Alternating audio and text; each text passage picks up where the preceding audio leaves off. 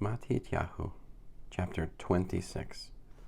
When Yeshua had finished speaking, he said to his talmidim, "As you know, Pesach is 2 days away, and the Son of Man will be handed over to be nailed to the execution stake." Then the head cohanim and the elders of the people gathered in the place of Kayafa, the cohen hagadol. They made plans to arrest Yeshua surreptitiously and have him put to death, but they said, "Not during the festival, or the people will riot." Yeshua was in Beit Anya, at the home of Shimon, the man who had had sara'at, leprosy. A woman who had an alabaster jar filled with a very expensive perfume approached Yeshua while he was eating and began pouring it on his head. When the talmidim saw it, they became very angry. "Why this waste?" they asked. "This could have been sold for a lot of money and given to the poor." But Yeshua, aware of what was going on, said to them, "Why are you bothering this woman? She has done a beautiful thing for me. The poor you will always have with you, but you will not always have me. She poured this perfume on me to prepare my body for burial. Yes, I tell you that throughout the whole world, wherever this good news is proclaimed, what she has done will be told in her memory." Then one of the 12, the one called Yehuda from Riot, went to the head cohanim and said, "What are you willing to give me if I turn Yeshua over to you?" They counted out 30 silver coins and gave them to Yehuda. From then on, he looked for a good opportunity to betray him.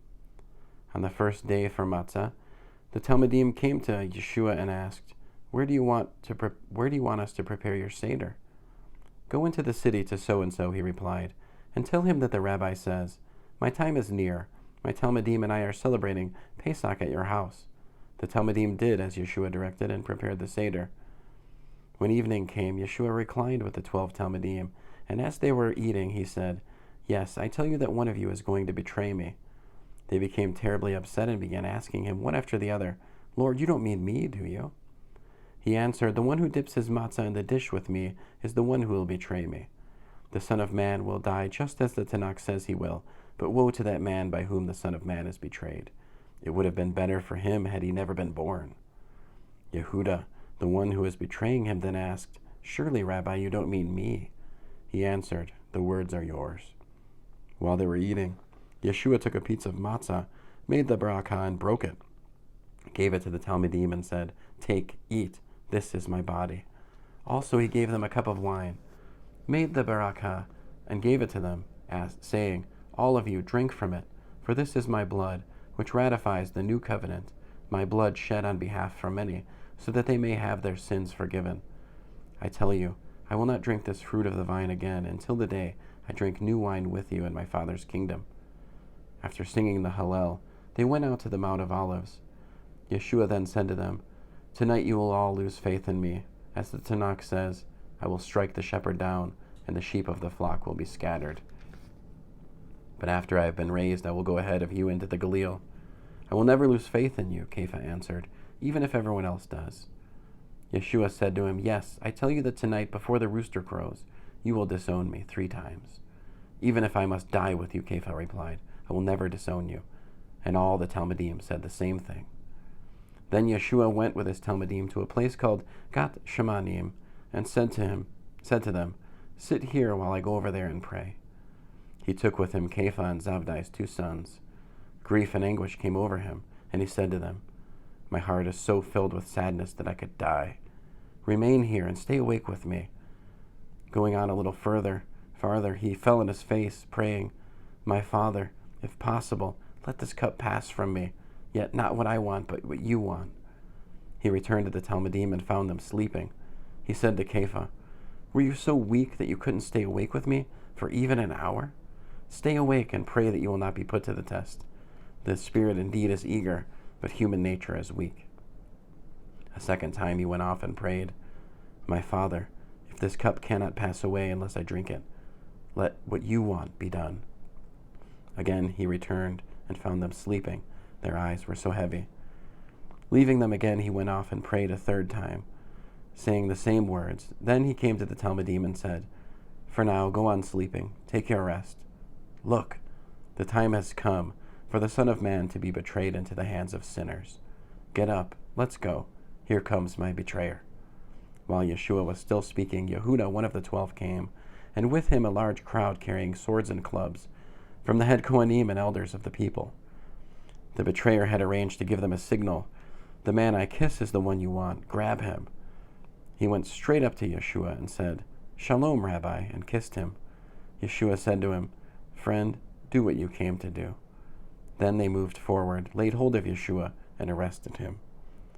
At that, one of the men with Yeshua reached for his sword, drew it out, and struck the servant of the cohen hagadol, cutting off his ear. Yeshua said to him, "Put your sword back where it belongs, for everyone who uses the sword will die by the sword. Don't you know that I can ask my Father, and he will instantly provide more than 12 armies of angels to help me? But if I did that, how could the passages in the Tanakh be fulfilled that say it has to happen this way?" Then Yeshua addressed the crowd. "So you came out to take me with swords and clubs, the way you would the leader of a rebellion. Every day I sat in the temple court teaching, and you didn't seize me. But all this has happened, so that what the prophets wrote may be fulfilled." Then the talmidim all deserted him and ran away. Those who had seized Yeshua led him off to Kayafa, the cohen hagadol, where the Torah teachers and elders were assembled. Kayafa followed him at a distance as far as the courtyard of the cohen hagadol. Then he went inside and sat down with the guards to see what the outcome would be. The head cohanim and the whole Sanhedrin looked for some false evidence against Yeshua, so that they might put him to death. But they didn't find any, even though many liars came forward to give testimony. At last, however, 2 people came forward and said, "This man said, 'I can tear down God's temple and build it again in 3 days.'" The cohen hagadol stood and said, "Have you nothing to say to the accusation these men are making?" Yeshua remained silent. The cohen hagadol said to him, "I put you under oath. By the living God, tell us if you are the Mashiach, the Son of God." Yeshua said to him, "The words are your own, but I tell you that one day you will see the Son of Man sitting at the right hand of Ha-Gavura and coming on the clouds of heaven." At this, the cohen hagadol tore his robes. "Blasphemy," he said. "And why do we still need witnesses? You heard him blaspheme. What is your verdict?" "Guilty," they answered. "He deserves death." Then they spit in his face and pounded him with their fists.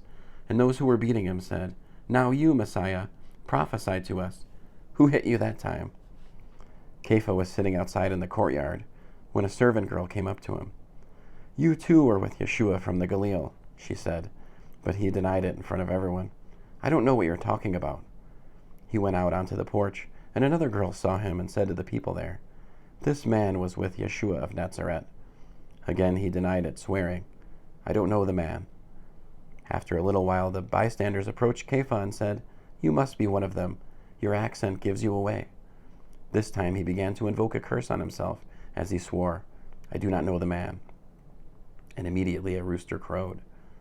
Kayafa remembered what Yeshua had said, "Before the rooster crows, you will disown me 3 times. And he went outside and cried bitterly. End of Matthew, chapter 26.